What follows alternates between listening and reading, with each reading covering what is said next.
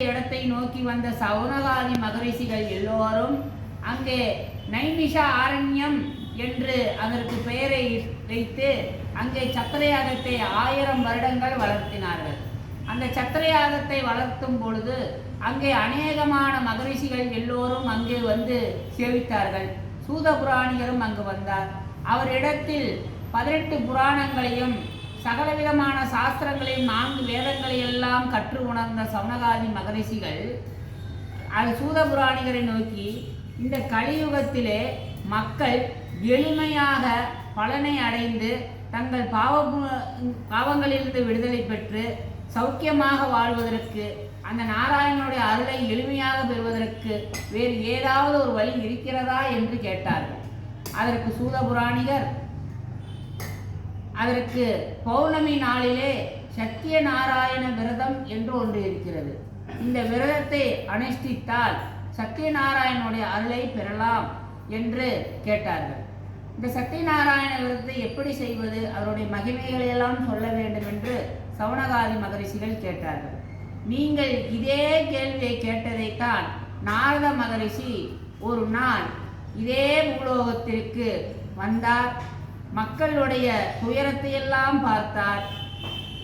பார்த்து மனம் நொந்து அவர் வைகுண்டத்திற்கு சென்று இதே கேள்வியைத்தான் வைகுண்டநாதனிடம் கேட்டார். நாராயணாச்சுதானந்தா வாசுதேவா ஜனார்த்தனா யக்ஞேஷா யக்ஞ புருஷா ராமா விஷ்ணோ நமோஸ்துதேன்னு நாமகரணம் செய்து கொண்டு திருப்பார்கடலுக்கு போய், எம்பெருமானே ஸ்ரீமன் நாராயணா, இந்த கலியுகத்திலே மக்கள் எல்லோரும் இவ்வளவு துன்பம் அடைகிறார்களே, இவர்களுடைய கஷ்டத்தை போக்குவதற்கு தாங்கள் ஏதேனும் வழி உண்டா, இந்த கலியின் கொடுமையை குறைப்பதற்கு ஏதேனும் வழி உண்டா என்று நாராயணனை பார்த்து நாரதர் கேட்கிறார்.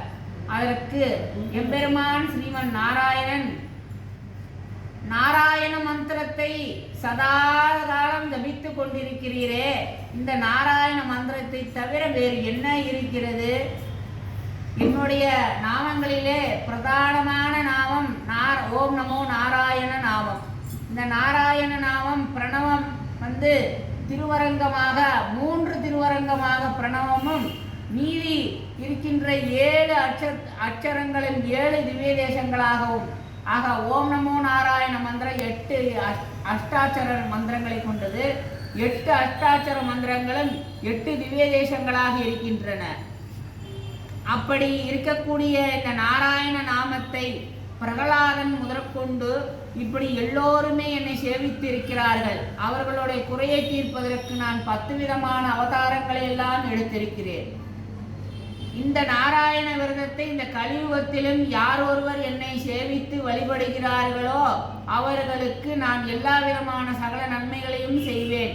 இதற்கு சத்தியநாராயண விரதம் என்று நாராயணன் நாரதரிடம் சொன்னார். சுவாமி, இந்த விரதத்தை யாராவது மேற்கொண்டு இருக்கிறார்களா? அவர்களை நான் அவர்களுடைய கதைகளை எல்லாம் எங்களுக்கு சொல்லுங்களே அப்படின்னு கேட்கிறார்.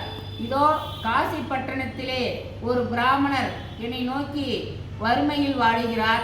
அவர் மிகுந்த பரம பக்தர். அவரை நேரில் சென்று தரிசிக்கலாம் என்று சொல்லுகிறார். நாராயணன் சத்தியநாராயண அத்தியாயம் முதல் அத்தியாயம் நிறைவடைந்தது.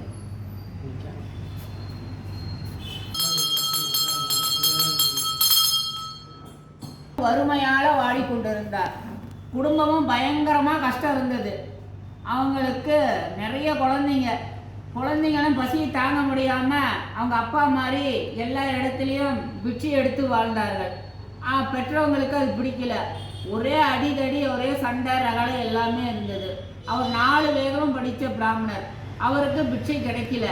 இப்போ பயங்கரமான வறுமையில் இருந்திருக்கிறார். அப்போது நாராயணரே மாறு வேடத்தில் வந்து, ஓ பிராமணரே, நீ ரொம்ப கஷ்டப்பட்டுட்டு இருக்கீங்க அப்படின்னு சொல்லி, நீ சத்தியநாராயண விரதம்னு ஒன்று இருக்குதுப்பா, அது பௌர்ணமி நாளில், துவாதசியில், ஏகாதசியில், திருவோணத்தில், இது மாதிரி உங்களுடைய விசேஷ நாட்கள், வீட்டு விசேஷ நாட்களில், எல்லா நாட்களையும்